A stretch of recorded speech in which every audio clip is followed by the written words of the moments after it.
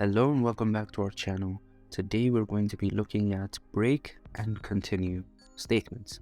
Break statements are used when we want to break out of a certain loop. It could be a while loop or a for loop. We use the break statement. We'll see it through an example. We use continue when we want to skip one step in a loop. We'll also see that in an example and this will be clear. So let's get straight into it. We're going to create a file called break_continue.c. Then we're going to put in our usual template code, which is #include stdio.h. Then we're going to have a comment, which is going to be our main function, is going to explain break and continue statements, and it's going to return 0. Now we can write our main file, which is int main void, and inside our main file we're going to first start with for loops. So we're going to have a for loop that's going to print the numbers 1 till 10. So we're going to initialize I, we're going to declare I, and we're going to initialize I in the for loop by I equals 0, and we're going to have a condition I is less than or equals to 10. And we're going to increment I. Actually, we want I to be equal to 1, so we can print the numbers 1 till 10. And inside the for loop, we're going to printf using the %d identifier. We're going to printf I,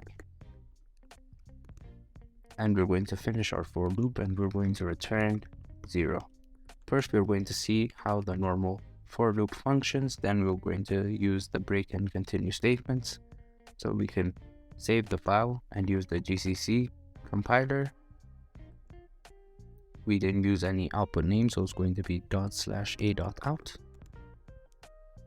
As you can see, it prints the numbers 1 till 10. Now we're going to go back to our file and we're going to use a break statement.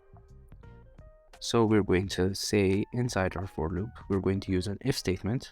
If you haven't watched our video on the if statement, you should go back and watch it. So we're going to have an if statement that says if I equals 4, we want to break the for loop. You just write the word break, that's how you use it. You want to break the for loop. So what's going to happen? I is going to be 1, it's going to get printed. I is going to be 2, it's going to get printed. I is going to be 3, it's going to get printed. But when I equals 4, it gets into the if statement and it sees the break statement. Then it immediately breaks the for loop. So it should print 1 till 3. We can check this by compiling and running our code again using GCC. We're going to compile it and we're going to run it. As you can see, it printed the numbers 1, 2, and 3. It braked when it reached 4.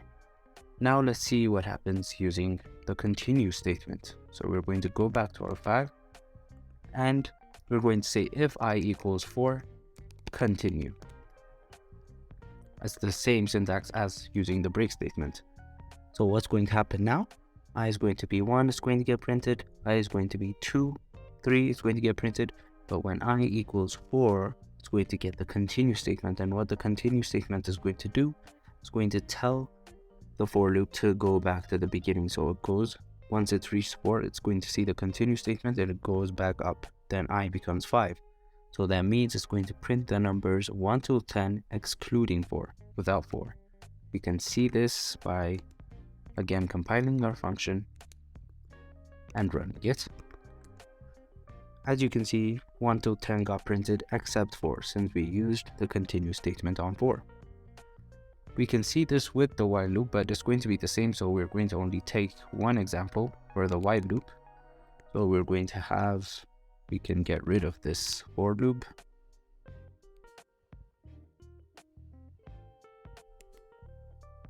And we're going to initialize I to be 1. And we're going to have a condition while I is less than or equals to 10.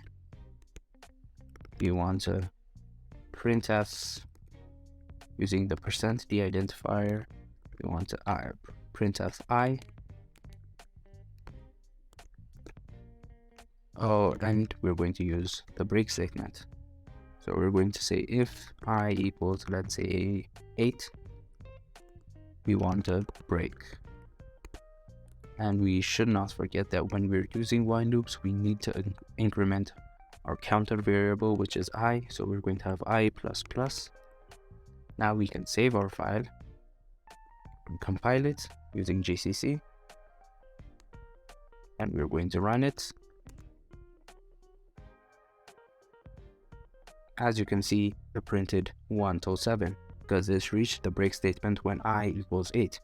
The same thing happens if we used continue. If we said continue when I equals 8, we're going to have the numbers 1 till 10 without 8. That's going to be part of your exercise. And this is all about break statements and continue statements. As always, you can find the video code in the description, and you'll also find exercises with their solutions. And thank you for watching this video, and don't forget to like and subscribe for more programming videos.